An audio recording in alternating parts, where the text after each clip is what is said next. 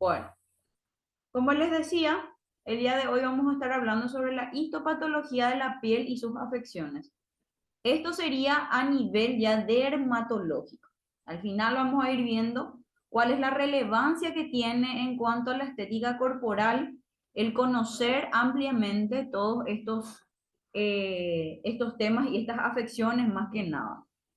Que en más que en menos, en algún momento, no, a lo mejor ya vieron o van a ver, pero nadie se va a salvar de observar algún tipo de estas patologías que vamos a estar observando, ¿verdad? De estas afecciones que usualmente afectan evidentemente a la piel, pero que tiene más bien un tratamiento dermatológico, como les digo. No es algo que nosotros como esteticistas podemos resolver, pero sí el conocer estas sintomatologías o conocer el aspecto que tienen este tipo de afecciones pueden ayudarnos a ayudarle al paciente también, si es que el paciente no sabe, lógicamente, y derivar, ¿verdad? Poder derivar, como siempre les digo, cuando yo ya no tengo incidencia en el asunto, entonces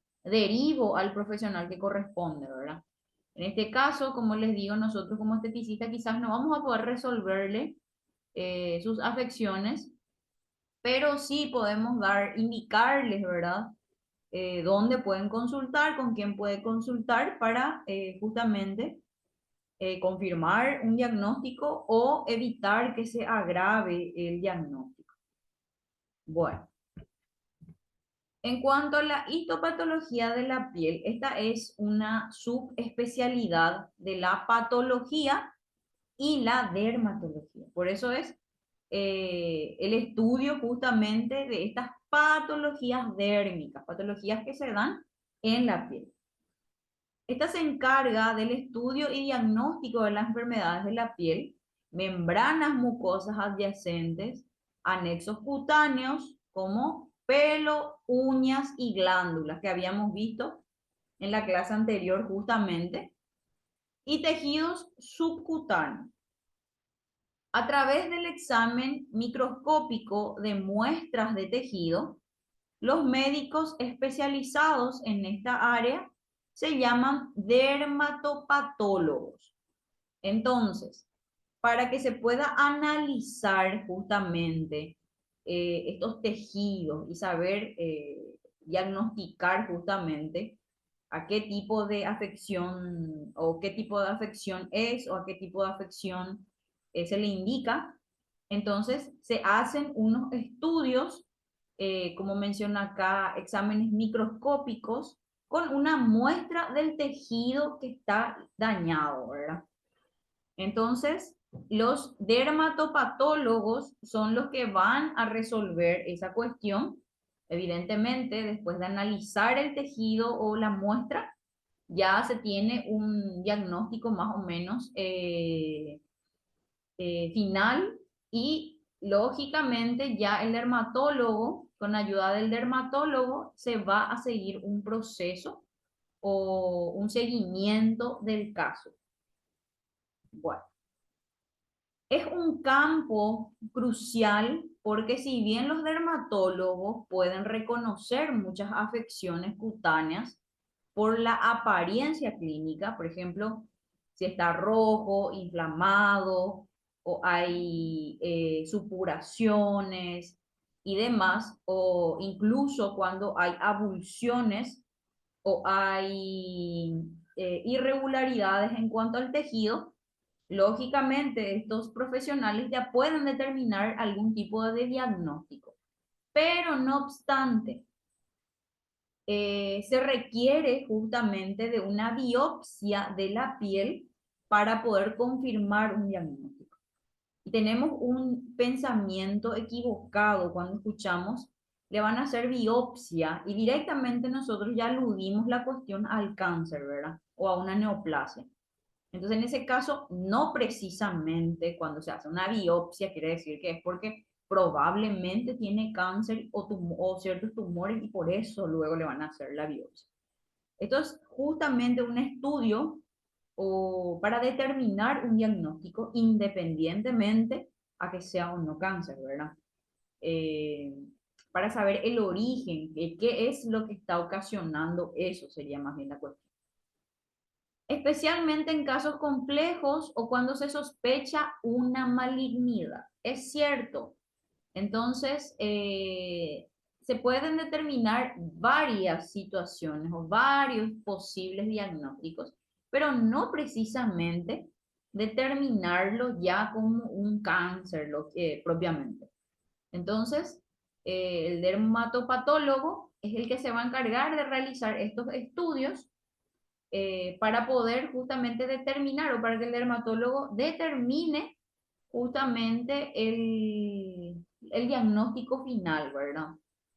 Y hacer con ello justamente un seguimiento para ir subsanando la patología. Para poder trabajar o para poder tratar o conocer o poder observar justamente estas afecciones, siempre hay que conocer la estructura principalmente de la piel, del tejido que va a estar evidentemente dañado en este caso cuando hablamos de afección. Para entender las afecciones, como menciona, es fundamental conocer la histología normal de la piel que se compone de tres capas principales. Y ahí sí entramos nosotros, por ejemplo. Nosotros como esteticistas tenemos que comernos esta parte anatómica principalmente porque muchos de los tratamientos que nosotros vamos a ir realizando tienen muchísimo que ver con estas estructuras, porque nosotros no vamos a estar trabajando sobre órganos, no vamos a seccionar el abdomen para poder realizar una lipo. Nosotros trabajamos sobre el tejido de la piel para poder disminuir medidas, para poder ir, qué sé yo, hablando mal y pronto, derritiendo tejidos adiposos, para poder ir drenando ciertos tejidos que nosotros estuvimos trabajando previamente. Entonces, siempre nuestra área de trabajo va a ser la piel. Por eso, con mucha más razón, tenemos que conocer cada función de estos tejidos, de estas capas, y justamente, como estuvimos mencionando en la clase anterior, es importante conocer en qué zona o en qué capa de esta piel, por ejemplo, se encuentra el tejido adiposo, cuáles son las células que componen ese tejido y por qué, por ejemplo, entonces un drenaje, hay colegas que hacen su drenaje muy fuerte y muy rápido.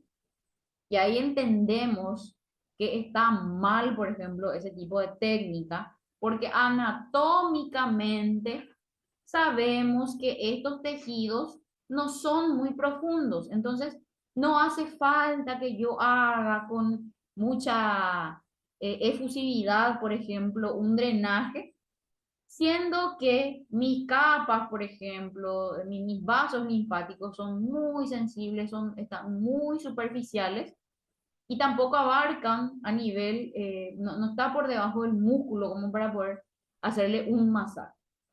Y ahí, por ejemplo, también notamos la diferencia entre lo que es masaje y drenaje, que el drenaje no es un masaje.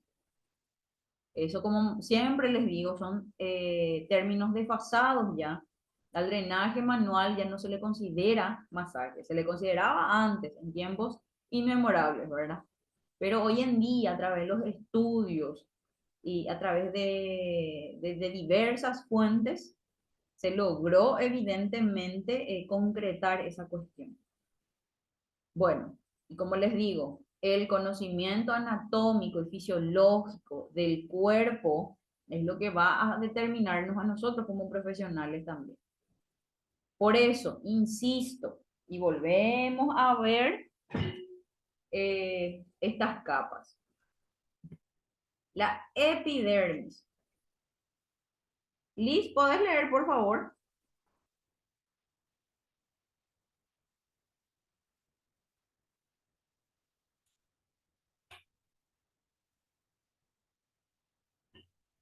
¿O María?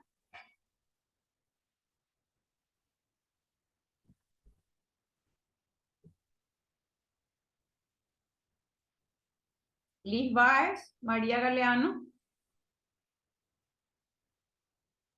Presente, profe. Ok. ¿Podés leer? Demasiado chico la letra, profe. Estoy por mi cel. Ok. María Galeano, Profe, ¿te puedo leer?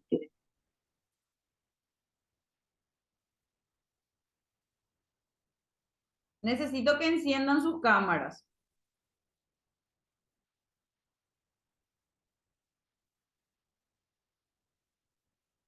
Todos, por favor. No me sirve que estén conectados, pero les pido algo y no me hacen caso, o le estoy hablando y nadie me contesta. Es como si fuese que estoy dando la clase sola. Lidia, ¿podés leer, por favor? Sí, profe. Epidermis es la capa más externa y superficial compuesta principalmente por queratinocitos que se organizan en varios estratos. Estrato basal o germinativo es la capa más profunda donde las células madre se dividen y dan origen a nuevos queratinocitos. También contiene melanocitos, productos de pigmento, y células de Merkel, que son los receptores sensoriales. El estrato espinoso está compuesto por queratinocitos unidos por desmosomas, dándoles una apariencia espinosa. Aquí se encuentran también las células de Langer, células de la inmunidad, estratos granulosos, queratinocitos con gránulos que contienen queratohialina, Sí. precursores de la queratina. El estrato lúcido, presente solo en la piel gruesa, palmas y plantas, es una capa clara de células aplanadas. Y el estrato córneo es la capa más superficial formada por queratinocitos muertos y aplanados, corneocitos, que proporcionan una barrera protectora. Excelente. Entonces, cuando hablamos de la capa más externa de la piel, estamos hablando de la epidermis. Y esta epidermis, otra vez, está compuesta por estos estratos. Y cada uno de ellos justamente cumplen otra vez una función en ese tejido. Todos estos estratos están en la epidermis, entonces.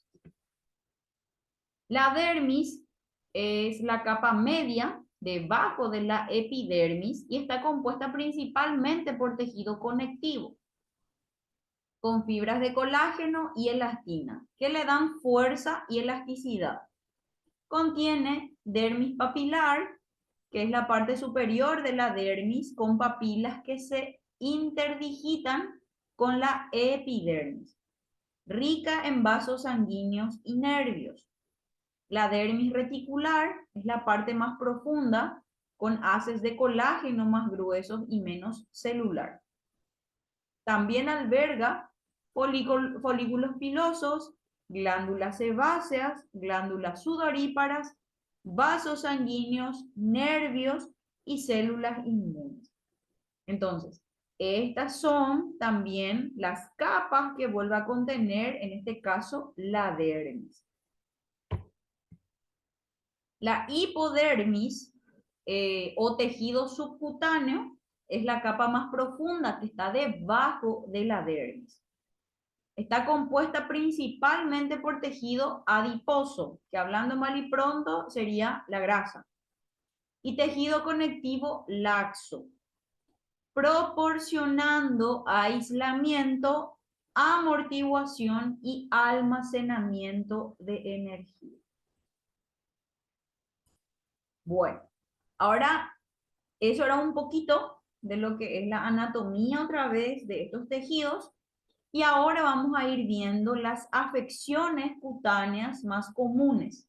Evidentemente que son las que son diagnosticadas por histopatología.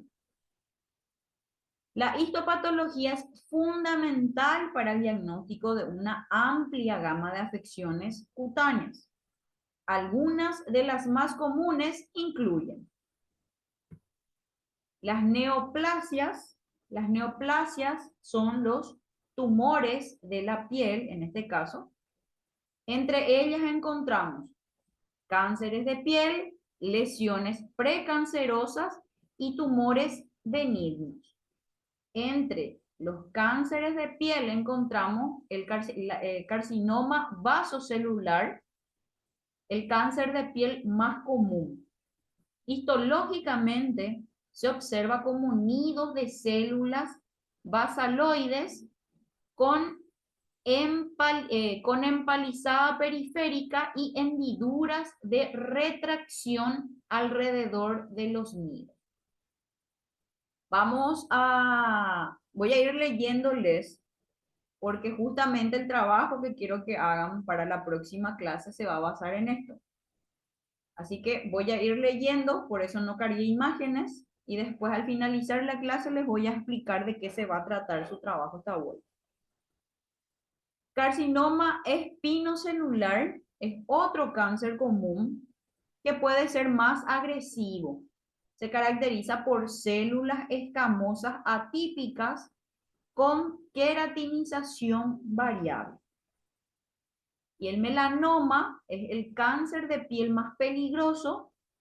La histopatología es crucial para el diagnóstico y la determinación de la profundidad de la invasión.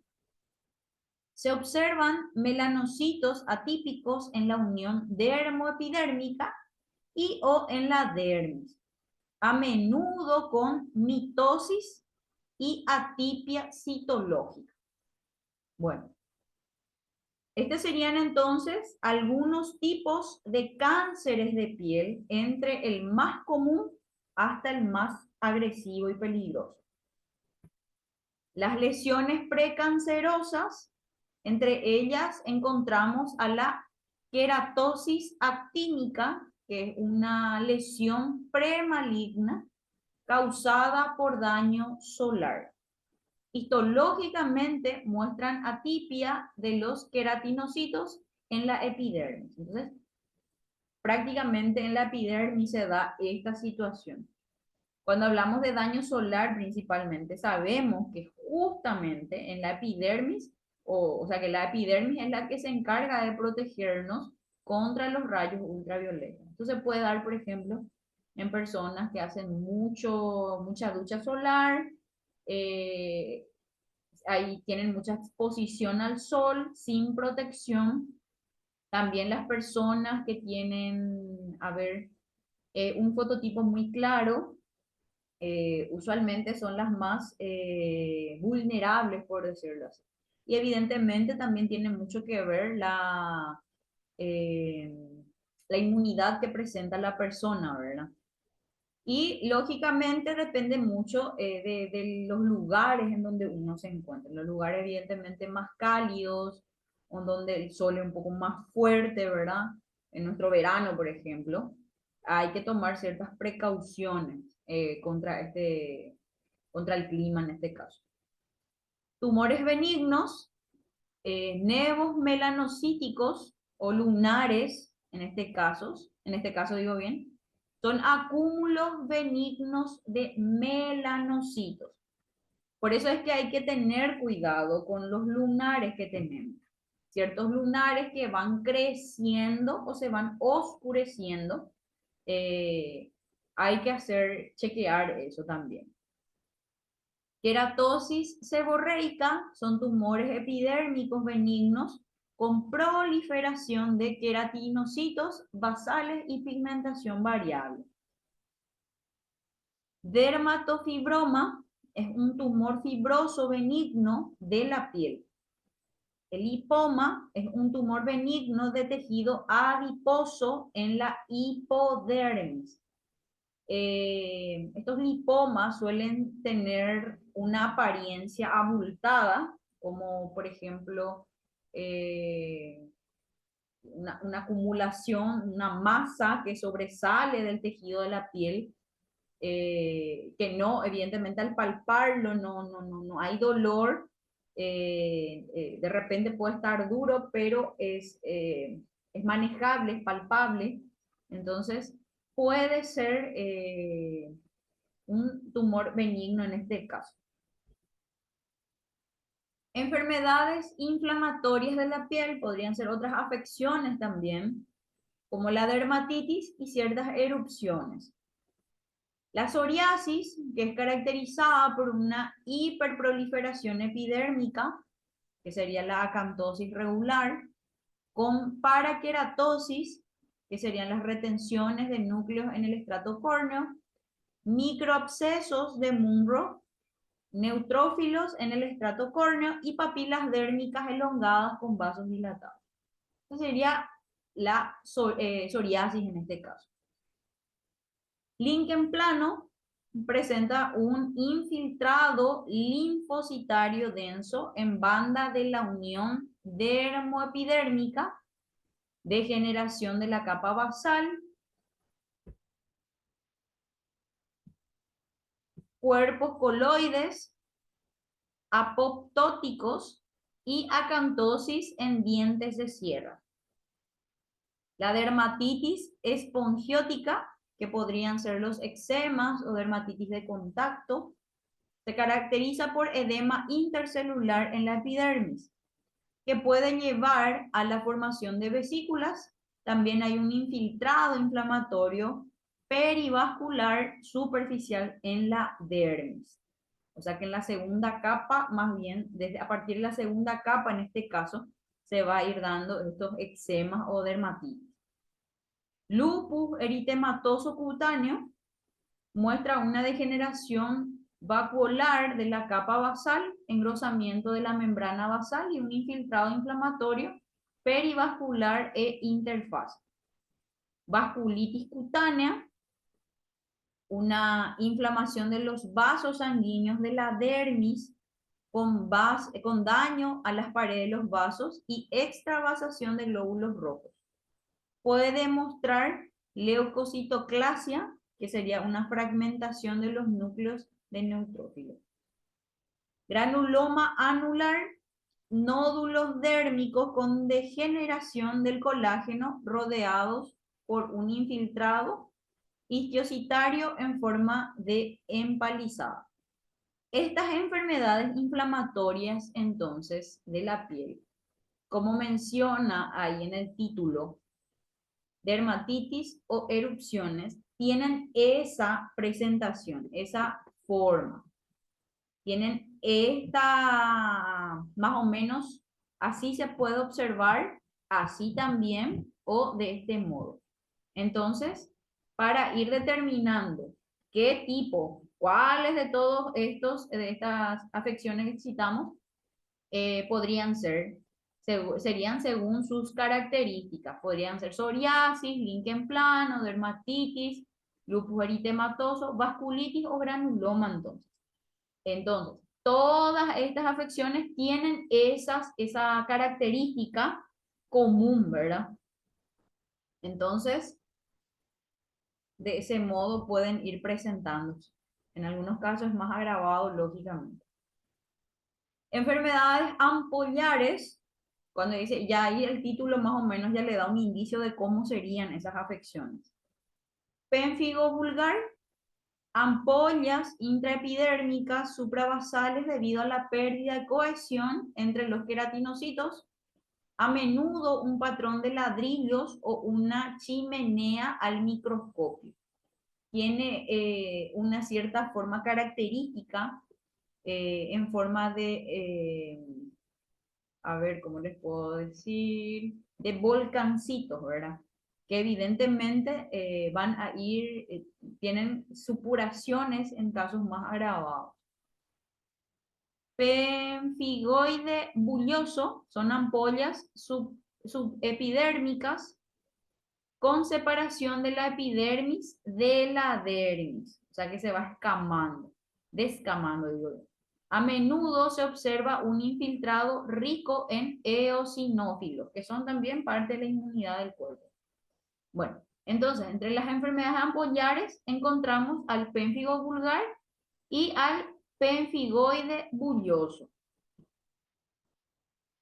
Las infecciones cutáneas Pueden ser infecciones virales como verrugas, herpes, que más que menos en algún momento tuvo el famoso fuego.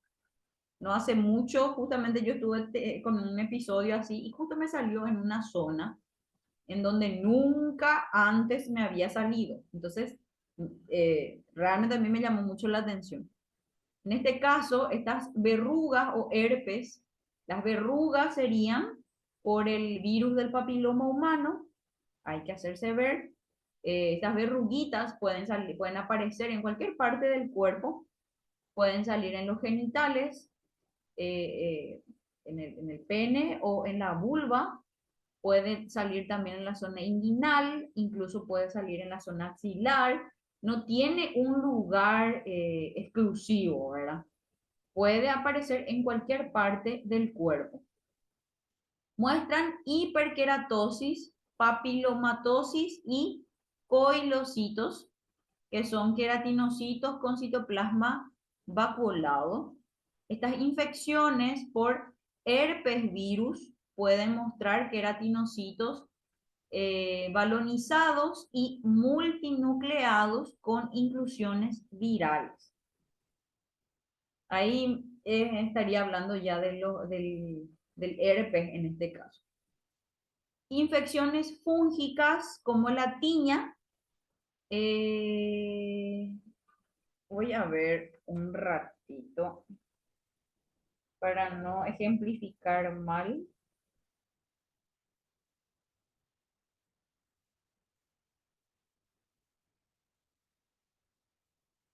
La tiña, sí. La tiña sería el famoso uñé. No sé si en algún momento habrán escuchado el término en guaraní, ¿verdad? Suele salir también, suele aparecer en zonas donde hay mucha sudoración y está muy cerrado. Por ejemplo, entre los senos, puede aparecer en las axilas, puede aparecer en el cuero cabelludo por detrás de la oreja o debajo, o sea, esta parte de la nuca, donde más en la zona inguinal puede salir también en el hueco popliteo. Entonces, en esas zonas pueden ir apareciendo este tipo de afecciones.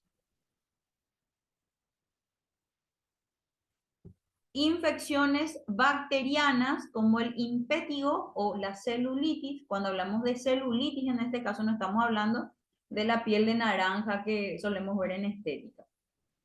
Infiltrados neutrofílicos con presencia de bacterias o menudo con formación de abscesos. La piel presenta una inflamación, ya habíamos visto las características de la inflamación, está rojo, edematizado, hay dolor.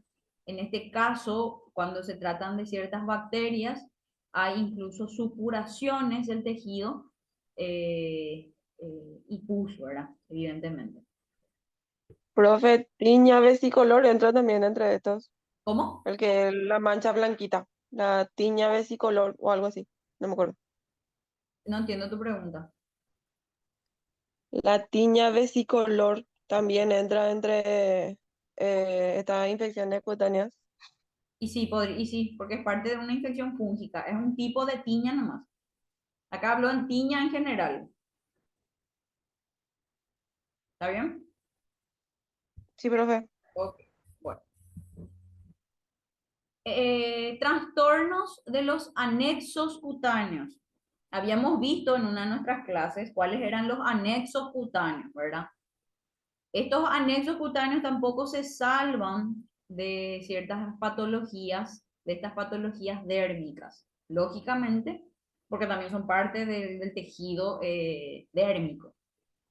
Alopecia, que es la pérdida de cabello. La biopsia de cuero cabelludo es crucial para diferenciar los tipos de alopecia, si es cicatricial o no cicatricial, y determinar la causa. Por ejemplo, alopecia ureatra, lupus discoide, lichen planopilaris. Hay una variedad otra vez entonces de causas que pueden ocasionar la alopecia, la pérdida de cabello. Pero no es pérdida de cabello, uy, se me cayó el cabello cuando me estaba peinando, o uno, dos, tres, cuatro pelitos por la caída, ¿verdad? No. Sería ya la pérdida general de pelo, así, gran parte del cuero cabelludo ya está quedándose sin pelo. Cuando estamos hablando de eso, más bien se está refiriendo. Vamos a pausar un ratito hasta acá. En menos de un minuto se va a cortar la clase.